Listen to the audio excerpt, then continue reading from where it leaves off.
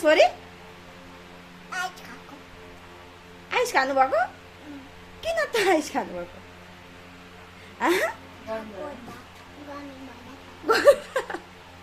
ल यतै हाम्रो छोरी चाहिँ के अरे गर्मी भएर आइस खाएको अरे गर्मी भएर आइस खानुभएको अरे अनि त्यसले शीतल हुन्छ अनि त्यसले शीतल हुन्छ त्यसले शीतल हुन्छ भन्नु त के भन्नुहुन्छ हौ खै यता हेर्नु त्यसले शीतल हुँदैन होला हौ खै यता हेर्नु फ्रिजभित्र पसिसक्नु भयो त फ्रिजभित्र पस्नुभयो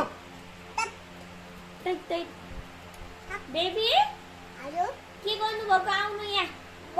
नभएकोमा आउने बरफ खानु न है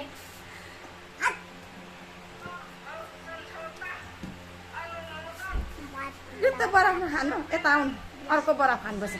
आउनु उयो चिसो खानु न चिसो ऊ त जुस खानु ऊ गिलासको हुँदैन हौ त्यो जुस खानु यता उहाँ गिलासको हेर्नु त त्यो बरफ नखानु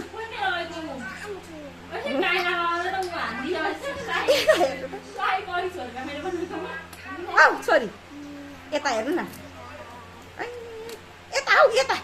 यता हेर्नु त उहाँ गिलासमा जुस खानु त जुस उता गिलासमा यता हौ त जुस खानु हौ त झिकेर लु त लु पोखाउनुहुन्छ है नपोखाइ यता लिएर आउनु यता यता लिएर आउनु रक्सी होइन हौ त्यो जुस हो के जस्तो छ है होइन हौ यता हेर्नु त खै रक्सी होइन हौ त्यो